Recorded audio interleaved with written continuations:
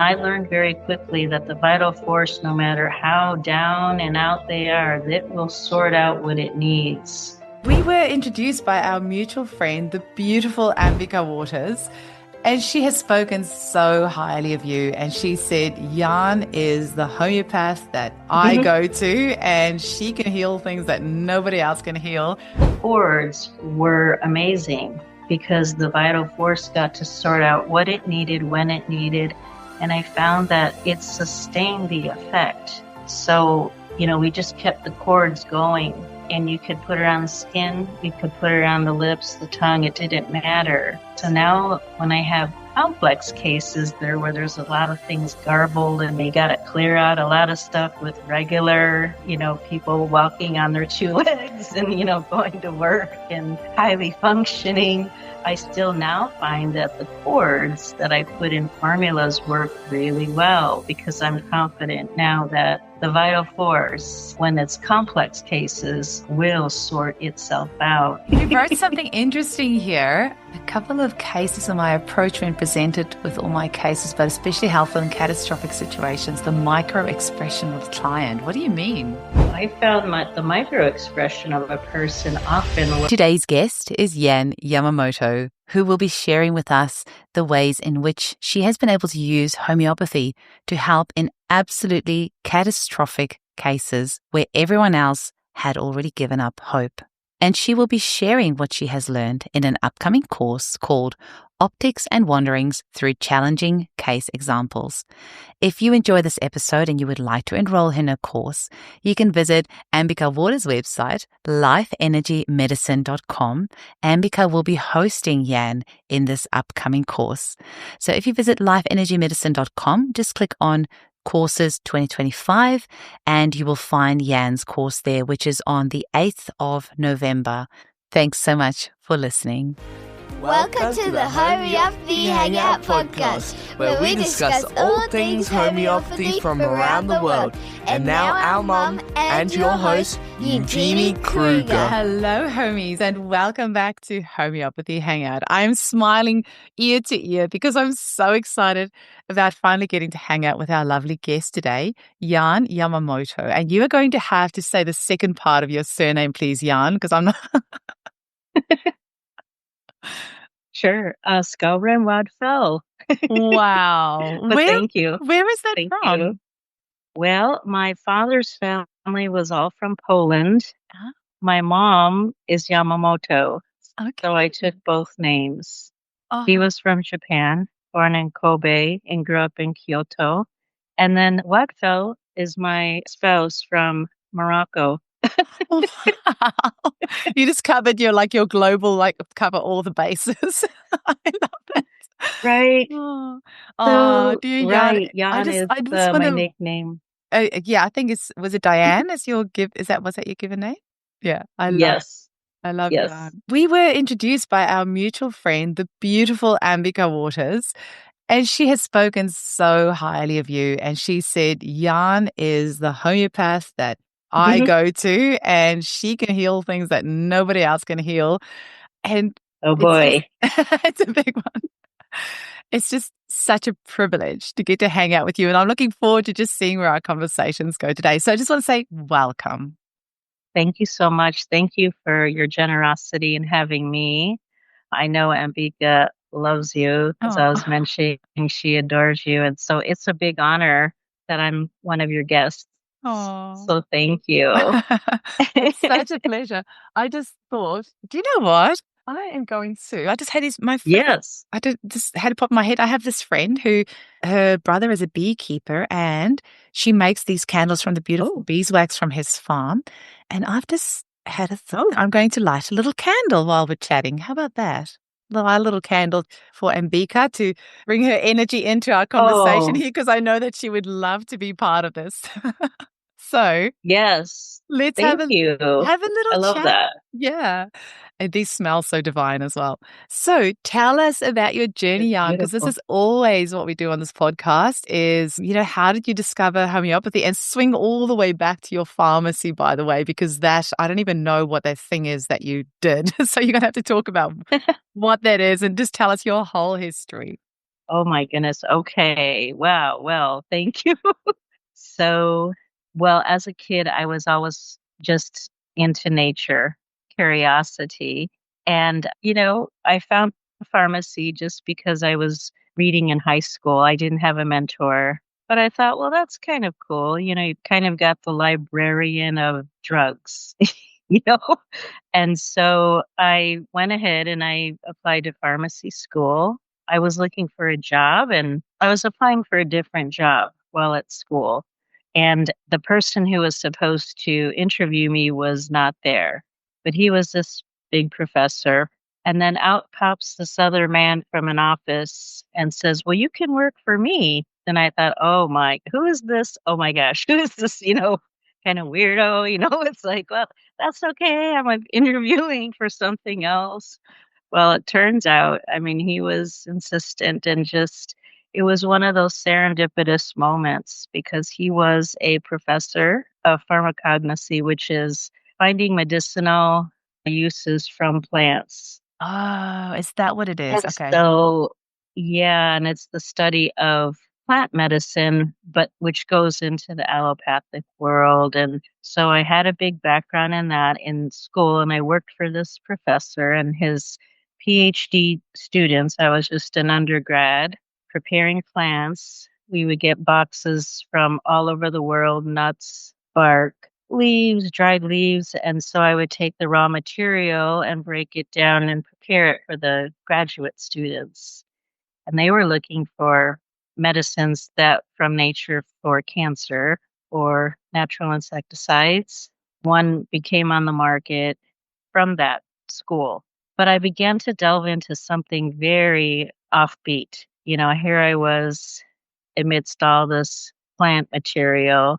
And I just really started to reflect. And then I thought, wow, this is very powerful. So I started to undercover for decades study about plants and herbs and herbology and, really loved it. And then I started to help people. I blended teas for people going through like treatments for cancer and things. And I thought I could play with some of these interactions. They would always say, don't mix. But then I thought, wait a minute here. I could actually enhance this medication so they take less and it works longer and it will help nausea or something. And then what happened over time is I started to recommend natural products in my internships, my jobs, and I suddenly caught myself realizing, I think, kind of looking over my shoulder, wow, I'm just on the verge I could get fired because all I'm doing is recommending natural things. you know, at the retail drugstores. And I thought, okay, I have got to make a commitment. I've got to do Yeah. some formal studies. So I thought of homeopathy. I thought of Chinese medicines. And I came across Ambika's book, The Color and Sound Remedies, as I was perusing the library in Los Angeles. Oh, And I thought, oh, what is this? What is this? Color, sound, I didn't quite understand it. And so I kept reading it. And I thought, I was just looking for my okay, I'm copy. going to I've got it here. research. What is Perfect this? summary. Oh, I've right. got her Yes. books like Her, sprinkled all over the place, but I can't find it like right right. now. But yeah, they're so beautiful. They are. And I was just really fascinated. And so then I saw, what is homeopathy? I started researching and I went to a Qigong like kind of conference talking to people who do Chinese medicine. I said, I'm thinking about either. And they said, well, homeopathy is pretty deep. I don't know, but it just attracted me. And then I went and found a practitioner. I got into my own treatment. And then from there, I just applied and made the commitment, went to school, and I loved it. The world opened up, and I thought, wow, this is really what I have. I can't believe this exists. And it's just in my, like love of nature. And I was really blown away. And so a lot of it was just many events of serendipity that I didn't plan but came my way, including the professor who popped out on his lunch break to say, well, you could just work for me. I'm thinking, what? No, no. But, followed and did and kind of was stepping into it with the unknown. And then it just kind of led me down to where the path. So I'm very grateful. And it was just those odd little inklings that I said, okay, I guess. That's beautiful because you've done so many other interesting things as well. I think you said you do crystal healing as well. You did work with HIV and you've been to Africa to work with Camilla and Jeremy. And I mean, just tell us about all of it. I just want to hear all the stories. Yes. Well, the crystal work, that was, I think, the beginning of my opening, Yeah, right. So I love it. Everything like I see and feel in the background is like, oh yes, okay, the affinity.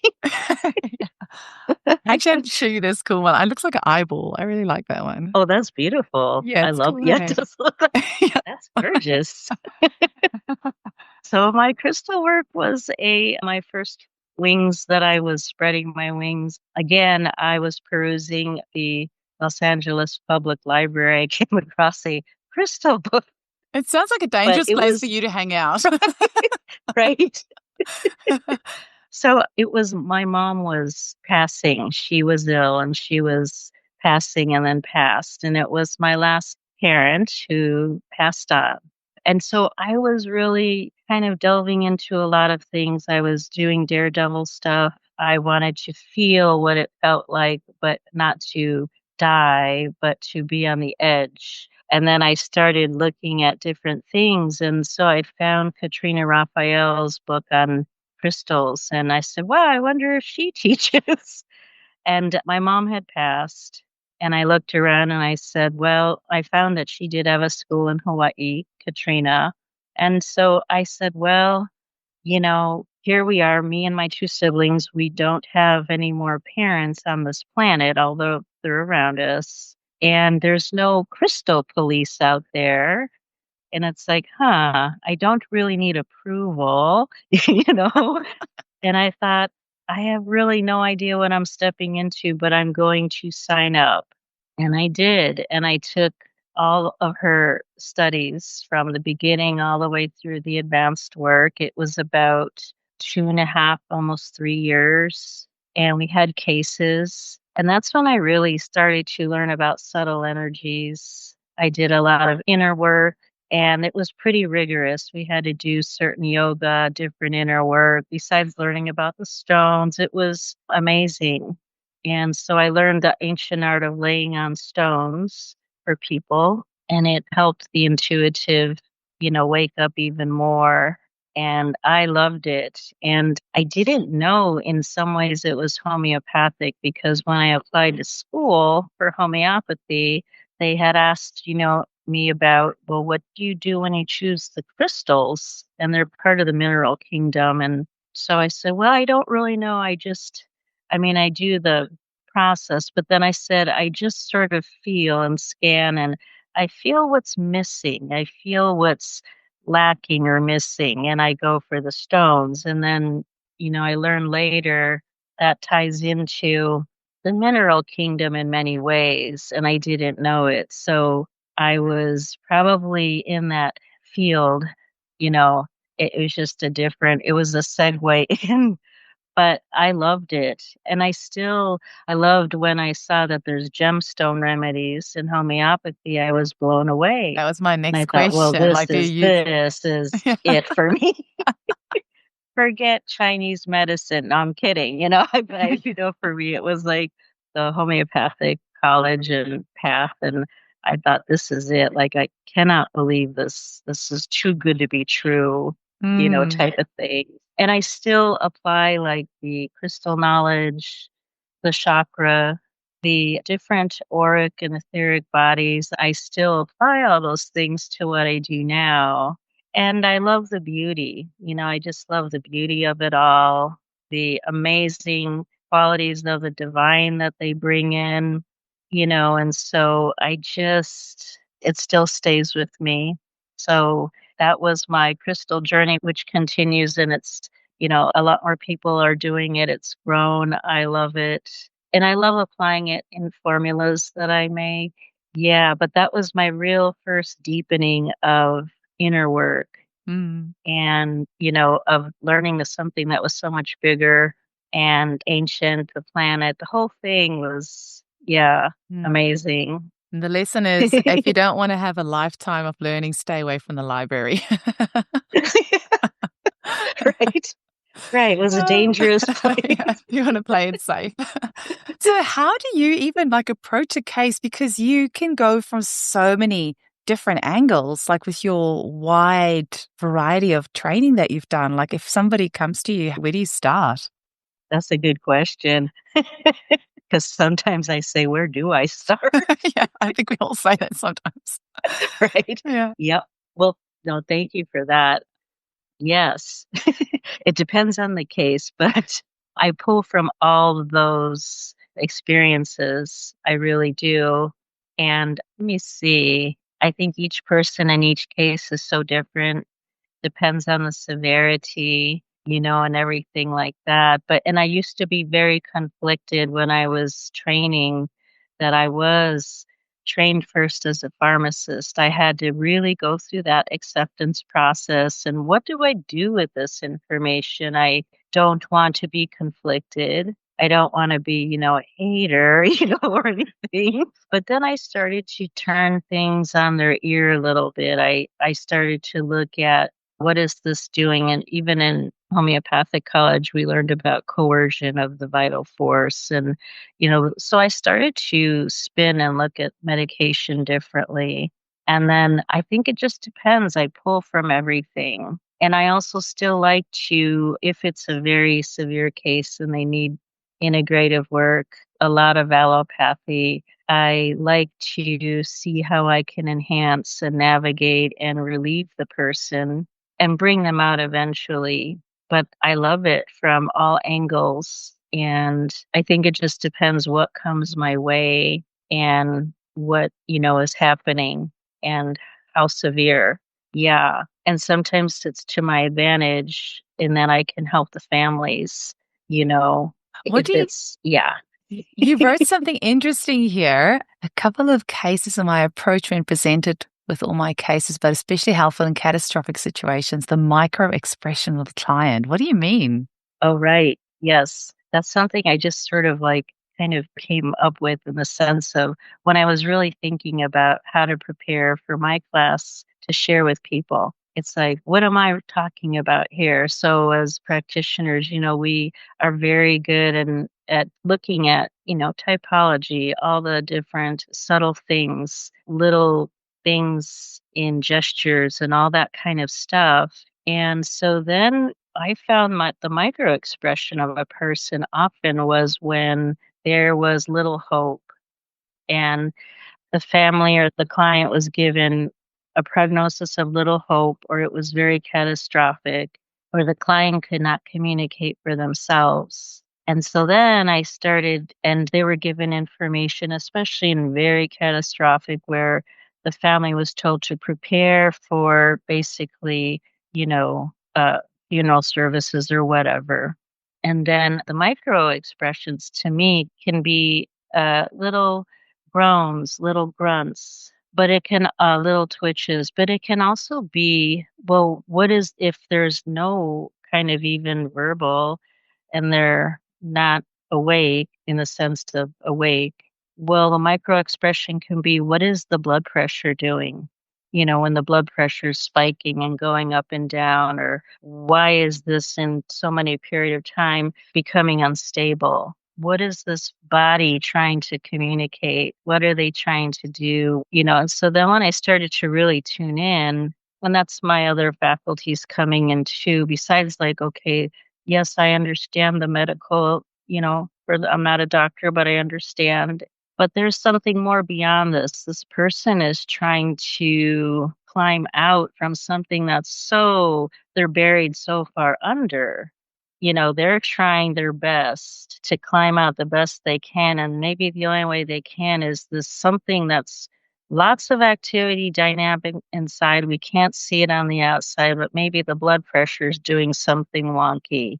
when they're controlled with medication and remedies or whatever it is, the situation. But what is all this? What is this? Wait a minute here. Are you sure that this is the end? And so those to me are like micro expressions of the person being able to do their best when they're completely bombarded to try to show something that they're trying to do in their only way, even if it's automatic and autonomic in the body, but something is happening to trigger that instability besides like the very obvious in the textbook definitions You're and so things like right. that. Like the body is always trying to talk to us. Always. Right. And I never thought about it in that way, but you're right. I mean, body's always going to try to express in some way. I mean, is this something that you're teaching in your course, or like what would you do with these? You are. Well, maybe let's Yeah. backtrack because you've got okay. You've got this course. So maybe give us like the overarching, like when the course is, what it's called, what you're going to be teaching, and then we'll just dive into all the little bits of what people can learn from it. Can we do that? Oh, yes, sure. Is Thank that all you. right? So I don't know if I'm putting the horse in front of Yeah. or the cart in Oh, front of the yeah. horse, but I just think maybe if we tell people that they can actually learn, because Right. otherwise they're going to be listening to you go, where do I learn this? Where do I learn this? So if we just say, hey, you can learn this stuff from Yan. This is the course. This is where you sign up. And then this is the stuff that you're going to learn, because I really want to dive into all of this. If I maybe give our listeners more context, then that might help. Right. Yeah, that's great. Well, so my course is basically I'm just sharing my experience of cases that came my way that are catastrophic and how I got through them when there was completely expected to be no hope. And so that's basically my class. I can't remember the title, something like that, but sharing my experience. It's going to be live. It's on November 8th and it's graciously hosted through Invika Waters on her Oh, website. for And so some of lifeenergymedicine.com. her, yes, lifeenergymedicine.com. And so she is graciously hosting some of her students who are beginning, like me, to offer classes and teachings. So, yes, it'll be live. I will share that. And I'll go into the cases, a couple of cases that were pretty juicy. One was a client who was deemed brain dead, and then another one with brain cancer. And I have a few others I'll put in there too, time permitting. So, yes, and it was just kind of how I had to quickly figure out when they told a family member, basically prepare for a funeral, or if this client is going to stay on, that they're going to be completely brain dead and hooked up to a machine for the rest of their life. But then in that first 48 to 72 hours after they said that, I began to not give the family member any false hope, but I began to like really delve in and understand that, okay, wait a second here. Some of these moans, some of these movements, some of these noises, some of this fighting the breathing tube is not just sort of random and is not just reflexive either, but this person's really trying his best with all of his might to swim out of this situation. And then when I started, and I don't know quite how that came, but it just sort of was divine guidance also that came in my saying, asking, for help, please, how do I help the situation besides normally what we might triage typically, but then really going further. Then I started to understand these kind of what I call micro expressions. The person who was deemed brain dead also had a micro expression where he had a reaction to a provider in neurology. And then the family member would tell me, I'd watch the trends with blood pressure and pulse and all kinds of stuff. And it was with that provider.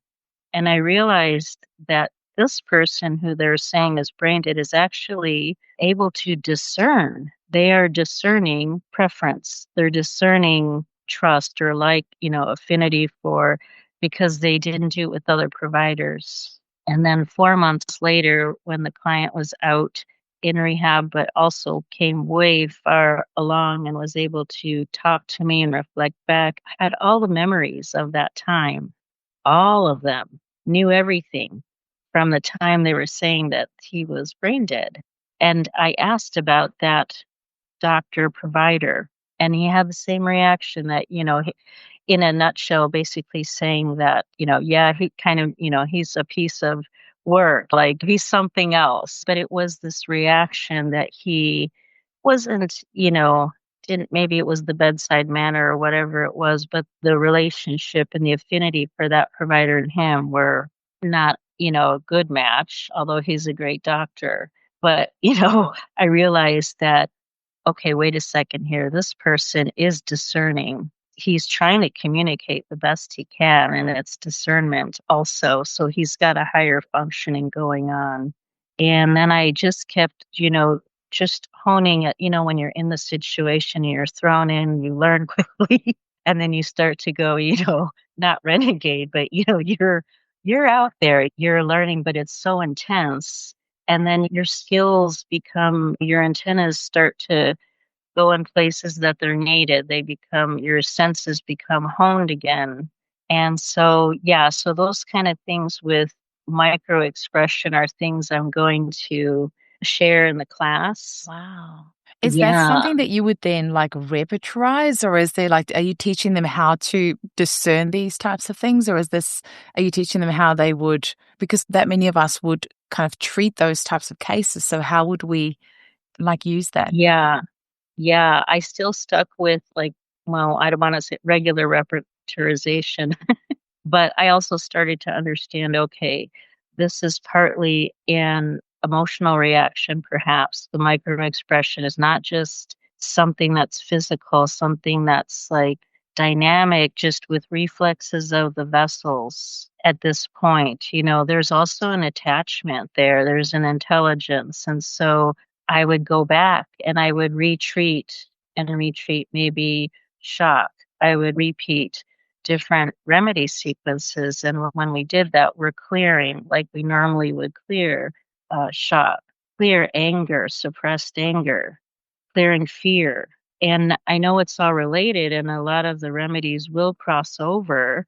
But then I started bringing in other remedies in subtle ways that was okay, let's help ground the person. And then the other part of, I had to discern, I had to look at the medications. Is this influenced by the medication side effect? Is this the medicine speaking that's overriding the vital force and the client? Or is it really these micro expressions? And then I would only find out when we changed remedies. And oftentimes it was very rarely the medication, but we were working uphill over that. But often it was connected to an awareness that couldn't be expressed and a discernment of the person, but just on a level where they were very far away, so to speak. So, I mean, I'm just sharing what I've experienced, and you know what I mean? But I found that to be true, over these cases and stuff. I've never heard anyone talk about this, and it's really great to hear you say this because it just makes so much sense. These little micro expressions, and that they are, because I believe in every fiber of my being that our vital force is highly intelligent and it's always working in our best interest. And so, and I mean, we deal with miracles and homeopathy all the time, and we see incredible things happen. And I just haven't heard anyone talk about these micro expressions and how we, are interpreting this. It's great that we're talking about this, because I think if we want to get homeopathy into the mainstream, and Dr. Farrokh Master has actually said this in the podcast interview, you go into the area which the medical profession has given up hope on. So you go into terminal cancer, or you go into palliative care, because the medical profession's got nothing to offer there. Then we go in there as homeopaths and we do our thing because the medical profession figures, well, we can't do any worse. And so actually learning these types of skills and learning from somebody that, you can, not always, obviously, and we're never saying that we will bring everyone back from the brink of death, but Right. if that vital force is still expressing itself that, yes, I don't want to go, I want to hang in there, then why wouldn't we try and help? And learning these skills are really powerful. Right. Are And I you, think you can bring it forward to like just the regular person who's living their life. yeah. They're on medication and they might be just accepting, okay, this is as good as it's going to get, and I'm dealing with it. And again, the doctor or the allopathic world is done. There's no more they can do. And I think the micro expressions can also go forward in those cases too, because it's like, okay, what's going on here? What's really going on here? Mm, You know? So I think it could carry through, and you're right mm, with what Dr. Master said. It's mm. true, you know? I mean, even cases, I'm just thinking of like, quadriplegics or like, people who are in a vegetative type state that it's not like they can tell us the full extent of what it is that they're experiencing, but tuning into these micro expressions, I really love the idea of that. Do you find that there are particular remedies or particular potencies that you tend to prescribe? Because I'm guessing were you physically there with that person in hospital to observe them, or because you need to observe the person for quite a while to start getting some patterns. Like, Yeah. firstly, how do you handle a case like that? And secondly, are there particular potencies or remedies? Because, we get taught, like, if the vital force is weak, you'd probably start with a lower potency or, like, how do you kind of navigate Yeah. that? And I know potency is always like, Right. when people ask, what potency did you use? It's such a like, oh, well, how long is a piece of string quite type question. But I'm asking it anyway, because I know that's what the listeners are wanting to know. Right. So for the very catastrophic particular case where the client was deemed brain dead, I was basically almost on the phone every hour to 2 hours. I would be up from it was crazy. I would be up from, 6, 7 in the morning going till 10. In those cases, when they're in very, very highly acute situations, everything changes dynamically very quickly, just as quickly as they change medications and IV drips. The vital force is keeping up in dynamics so fast, so fast. So what I learned, and yes, I discovered other remedies, which I'll share in the class too, but I learned that given the situation, I almost had to become like, okay, we've got to titrate this in a way that's going to be going with the changes that are so fast in the hospital. They slowed down in the rehab unit, but so fast that I started using chords, potency chords. And I was taught that, right, with the typical classical way of choosing potencies. And then one thing, though, that I was taught was that, if there's going to be an affinity for a remedy for a person, and you only have 6C on hand or 1M on hand, and if there's an affinity, they're going to respond. You'll get a response. And that was more on a constitutional kind of teaching that, give what you got until you can get what the potency you want if you're in a bind, you know. But I found that in these cases where it's very intense and the vital force is really very dynamic and moving very fast pace, that I found chords worked. So, and I learned very quickly that the vital force, no matter how down and out they are, that will sort out what it needs.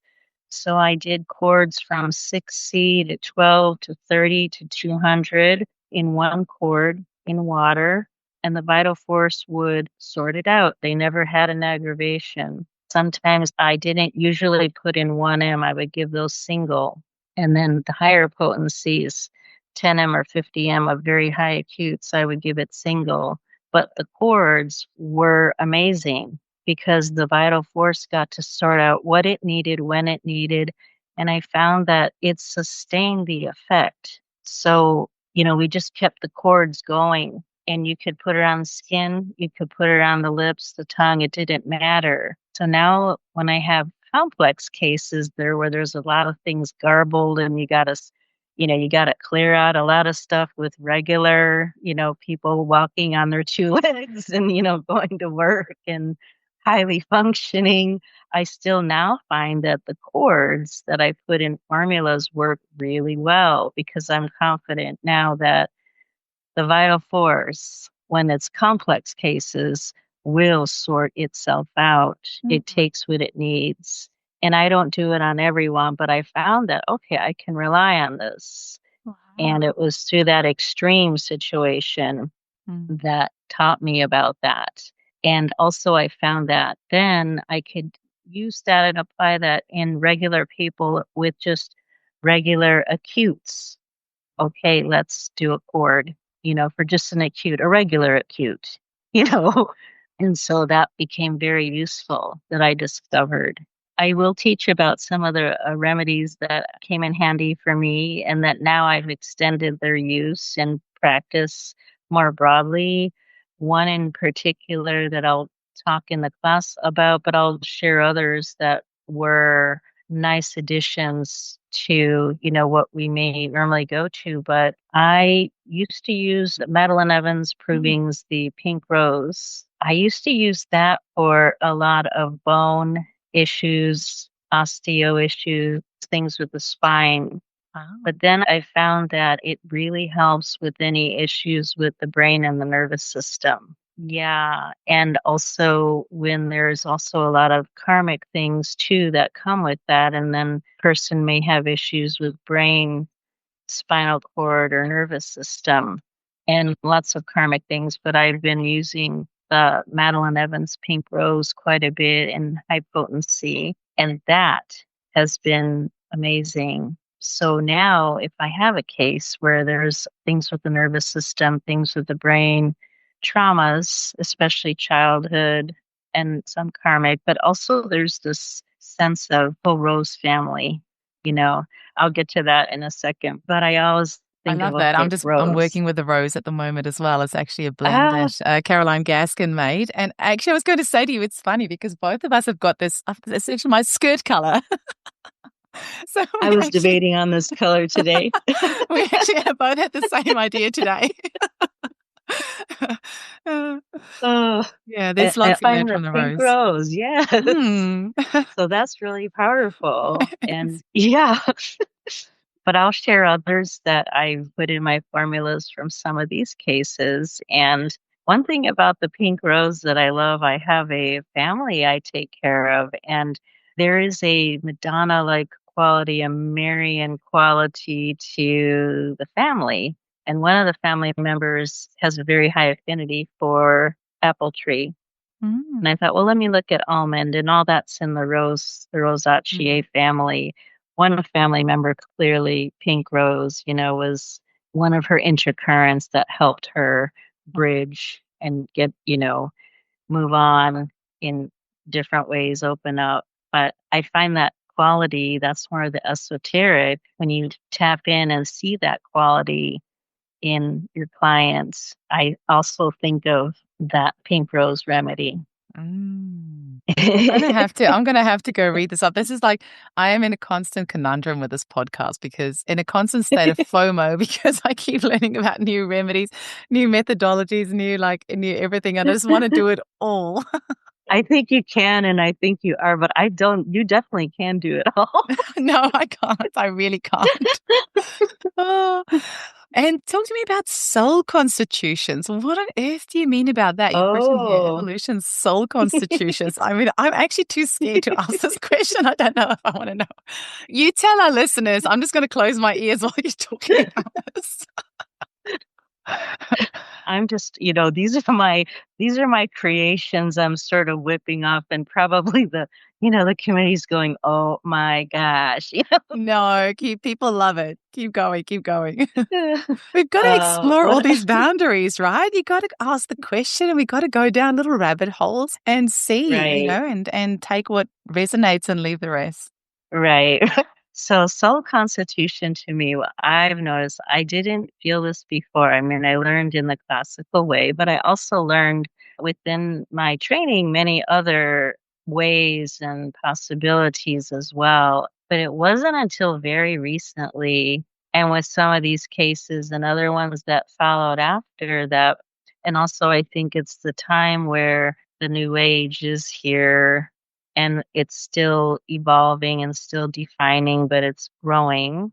I would take the case, I'd see the constitutional, the lesional care if I needed to do that and detox or whatever. But then there was something very quiet about the person. So I still do, as I've learned a long time ago, asking, what are your 3 wishes at the end of my cases? That's the hardest question for everyone to answer. But then as I begin the case, remedies are working. I started to see that a lot of times the main constitution is who the person is showing up to be in the world. But then there is something very deeper inside that voice. Again, it's that voice. And I don't know if it's part of the micro expressions that is not been able to fully speak, but it wants to. And so then I started really tuning in, okay, the soul of that person, the soul work of that person and their expression. Who do they view themselves and feel themselves as in showing up in this world, in this lifetime, or just this, the world? And the soul was that thing behind everything else. And so I started to bring that in. And I took a chance and I started to bring it in on different remedies that was like, this is your soul expression. I learned a little bit about that when I studied essential oils with Dr. Burkowski. So Of he course, you've done does a essential lot of oils too. soul work and soul retrieval. And then also when I did my shamanic journey work a long time ago after my mom passed in a very safe environment with a lady, psychology, and she did some shamanic practices too. It was really just going inward and a lot of inner work and artwork and stuff. But, so it's those things that come out in like the artist's work. It's the things that come out of that are automatic. And I started to just kind of, as I get to know my clients more, then I can go further and I see, okay, the soul wants to talk, the soul wants to speak. And so oftentimes there's another remedy, and that just kind of helps bring it out, helps them blossom, and then it carries forth the other remedies, is what I've noticed. But I think it's also this age too, and how things are changing on the planet, that wants to be heard. And so I don't know if that sounds like, kind of crazy, but I kind of coined it that because they thought, well, this is your soul expression. And for example, I have a client, beautiful person who it was very strongly had an affinity and knows that they had another, lifetimes as a Native American, and that was still there. And parts of that life and that soul expression were not healed. And so we were doing the work of that person, but then also when I brought in what I felt was her soul remedy that healed the past in a way that was not just the generational past, but it was the past of what this person really felt that they have a lifetime as a Native American in another lifetime. And that was still carried through the person. And I saw that overlap. And so then I began to do that and give remedies for that, that kind of healed that carryover that was non-generational, but another life, another lifetime, or another affinity. And, I meet people all the time, like, even Mbika is my Japanese sister in another life, Aw. But, we all have these affinities and things, and sometimes it's stronger, sometimes just an attraction, but it was very strong for somebody. So then I started thinking this might be the soul constitution, you know. And so one of the clients, the one who also had the brain injury, he had some karmic stuff. But yeah, so it's things like that when I started to, and I think the age, changing in the new age, and it's allowing us to express more. It's allowing people to, feel in more That really can make a big difference for someone, because I know of someone who they always felt really strongly that they were in the Vietnam War and that they, had lost their colleagues there. And so they saw actually a kinesiologist and didn't say anything about feeling this. And the kinesiologist actually picked that up and said that this is what happened. And the person completely resonated with it. And the kinesiologist cleared that. And they said that when they used to walk past like a police station or army or something like that, they would always have that kind of like energetic resonance there.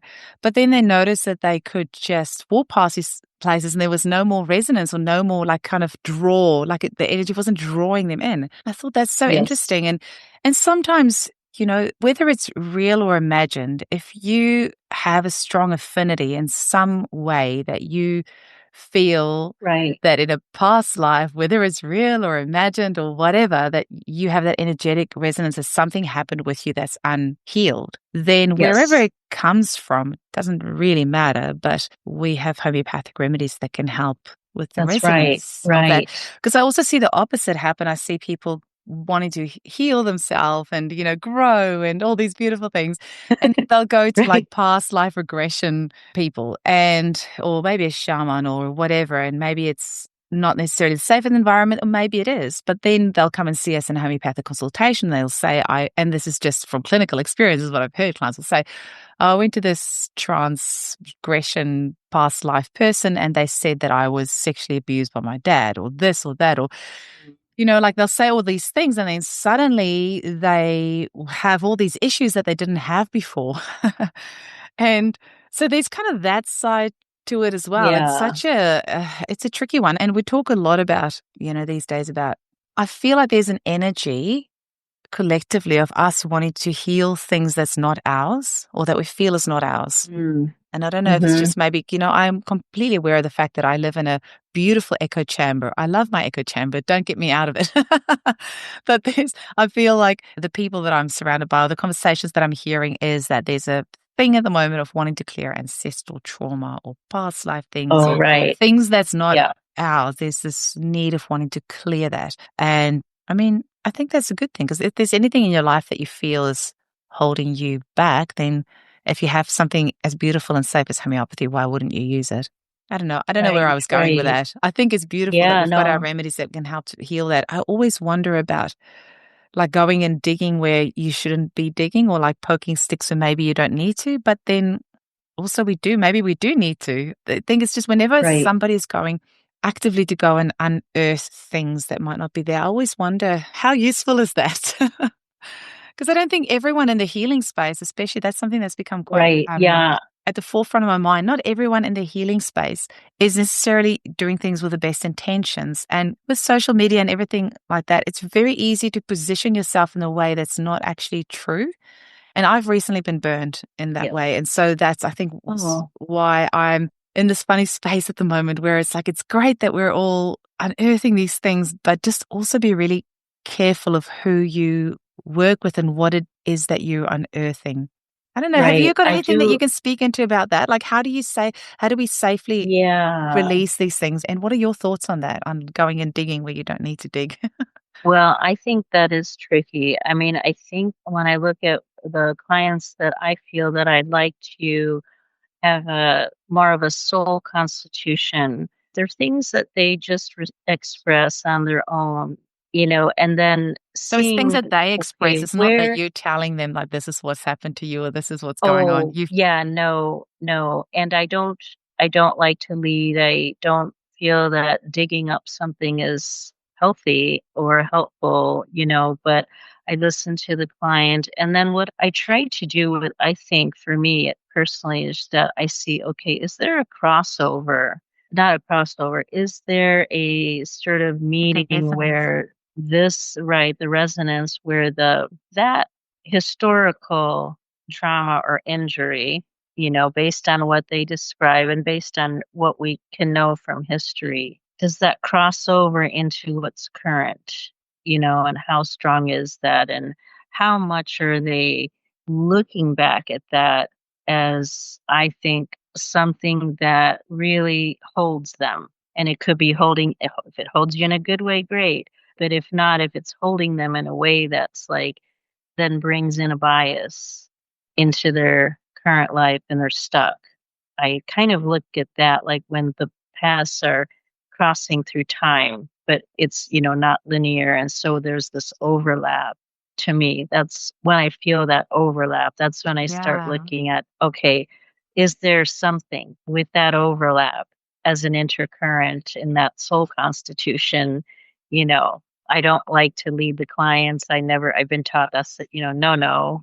But I also don't feel that digging up something is good. I mean, I think that I want the client to express to me, and I think that inadvertently the digging up can happen, but I don't know that that would, serve somebody well. I think that you have to be ready for what you want to be ready for.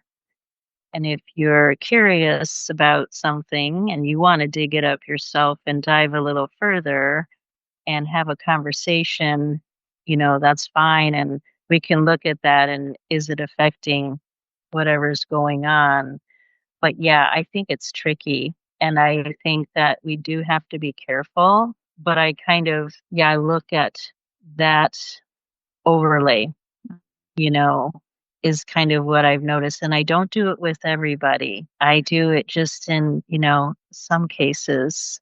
And when I have, it's been very beautiful and helpful. And the person then can almost release themselves from sort of what's bringing them a stronger bias and the obstacle, and it frees them more. So then they can go on with life and be themselves. But also, too, when there is strong child and parental conflict, I listen and I think there is, or strong relational conflict, depending. When I get that inkling, okay, are we looking also at a karmic thing? I don't necessarily feed into the discussion about that necessarily, but sometimes I do, especially if the client wants to talk about it. But then I will, in my mind, in my workup, in my studying, in my perusing, going, if everything else fits. And there's also that karmic thing that can fit. Yes, so yeah, I'm careful in that way, and I don't think digging is good where you shouldn't be digging. I mean, but like you say, like we kind of like accidentally, others don't do that, but I know the amount of times that I've given a remedy and suddenly that has given somebody an insight or a realization of something that might come. But I guess that's different rather than going to somebody who's telling you this is what happened to you, this is what happened to you. Right. Yeah. Coming from an inner knowing, I always, I keep saying this to my kids and I keep thinking like, in this world of AI and this world of noise with social media and everything that's telling you this is what's missing in your life, this is what you should be doing, this is the next best thing. I think if we just can keep on honing in on our own inner compass and our own inner guidance system that really is. So any insights that we come to, if it's coming from a place of inside of us, then, that really is the way to go. That's where the real strength is, the truth, the strength and the knowing, and you stay in touch with being able to discern too, I think. But right, I agree. Yeah. The other part you mentioned, right, if you give something and something emerges, is like, oh, okay. Oh, wow. Okay. Wow. And then you go from there and keep going.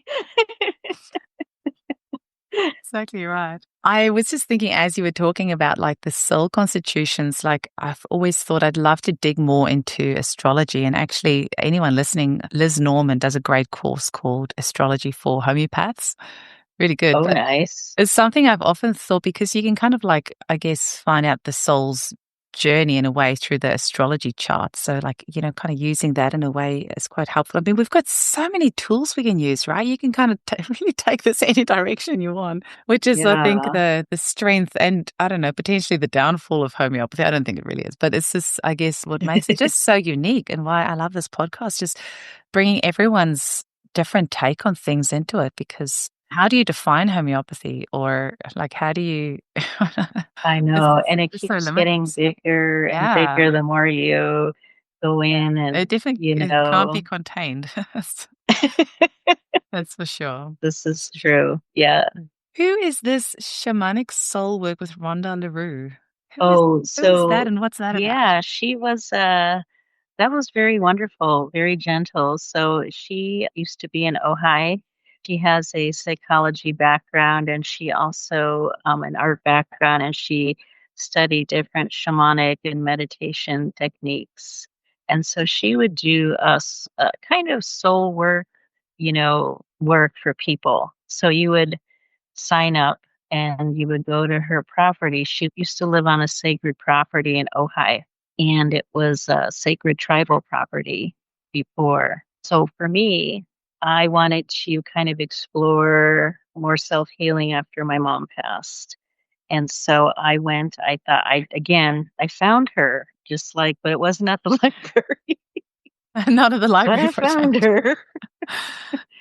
And I said, well, you know what? I'm going to try this. It was gentle. You stay on her property and you'd stay in this like sort of camper. She was separate in the house and she'd meet you and you'd do meditation and work and a lot of exploration. It's very clean. She'd feed you, nice diet, everything, and art therapy. I didn't know what I was getting into, but I just knew that I needed to go to a place where I knew nothing about within myself. And I wanted to heal in different ways. And I just, wanted to kind of do some deep work. I didn't even know what deep work really meant, you know? And so I went and I did a 3-day retreat. I thought I did 3 days and it felt like I was gone for 2 months.